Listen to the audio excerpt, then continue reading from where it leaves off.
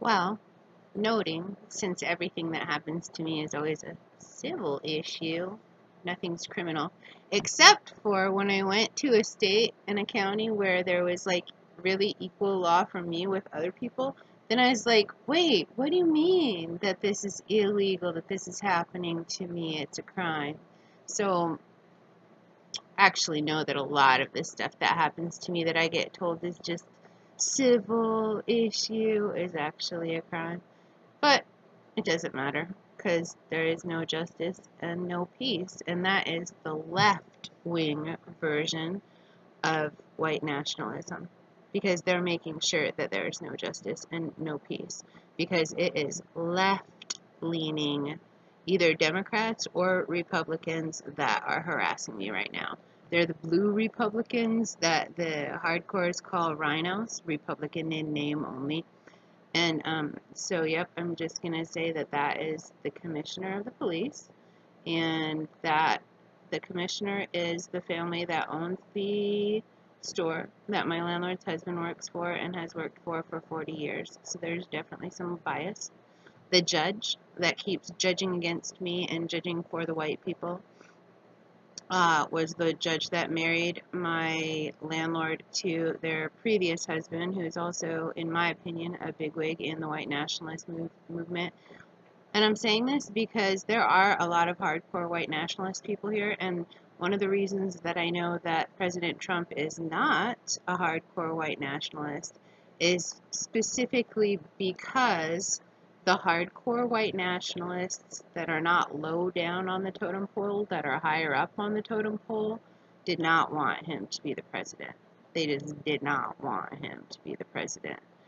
And definitely the racist white nationalists that are just, not real smart and just kind of, they did want Trump because they thought, again, because they're from the lying Christian sect, the not good Christian people, thought that they would elect Trump and Pence and then be able to and this is part of the left-wing blue Republican side too. They thought they'd elect him and then be able to get rid of him and have Pence for the president.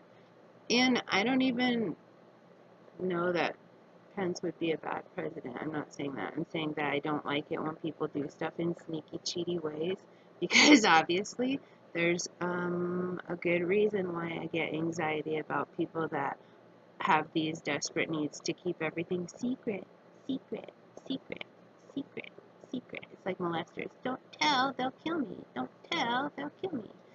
So, so we're getting ready to go out and walk, and I did, it looks like this, so my cell phones.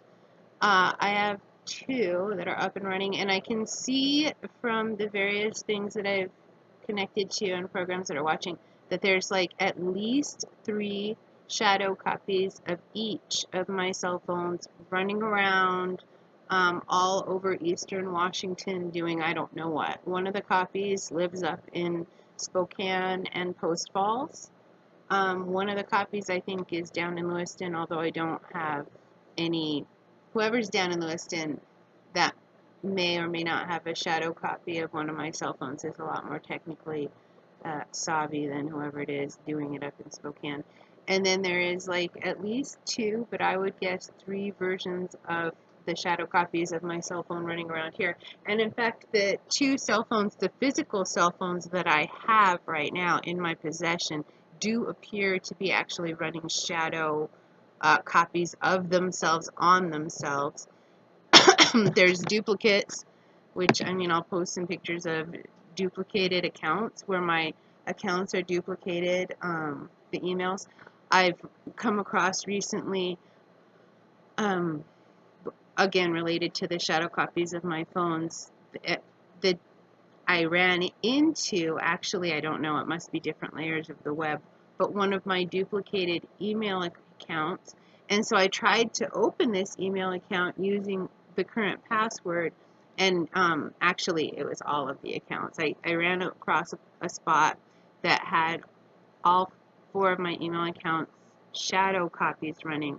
And so what I think the shadow copies are like maybe when you change your password, there might be an old copy of your email account left on the internet with the old password. I don't know how to explain it, but it seems like they might be uh, old versions of both my cell phones. Obviously, the shadow copies are old versions of my cell phone, including what is overlaying my cell phone right now.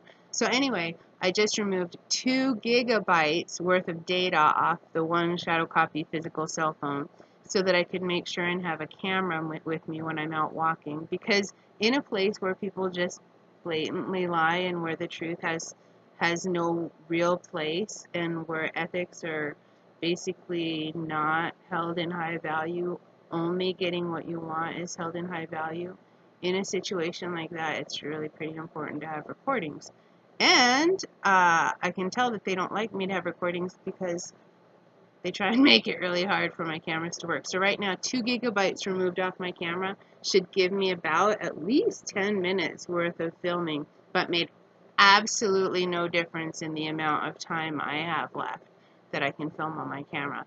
So I'm filming this in advance of not having a whole lot of video capability while I'm out walking in Liarville. And while the unfortunate segment that I think of as a gang, that involves, the people kept trying to be like, oh, it's a meth gang. There's 3 gangs here now. There's 3 gangs. There's a meth gang. There's a sex cult gang. And I know that, I mean, a couple of things that I've always been encouraged and gotten good feedback for doing would be like to start some kind of weird sex cult, which I'm sorry, but I'm not into. I did try and live up to all these expectations as a teenager, but it's just not my deal. What I wanted to do was study anthropology. That's what I'm interested in. I mean, there is sexual aspects to anthropology, and I like studying that because I'm interested to find out what went wrong, because obviously something is wrong in the now, and it's been wrong for many thousands of years. But yeah, as far as like starting a sex club or cult or being, I mean, fuck you.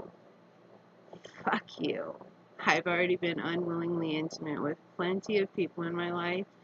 And I understand that sex can be a bonding thing, but in my experience, it's an abuse. It's a dominance issue, and it's abuse. And not into it. So yeah, the rumors were like, oh, there's a sex gang, and there's a pornography gang, and there's a meth gang, and I was just like, whatever. Because you just hear stuff and you're like, whatever. But now, after the experiences that I've really had here since 2011, and especially since 2015, because I would say that there was a game that ran from November of 2011 until I got my disability, and then in March of 2015 until the present is the second game.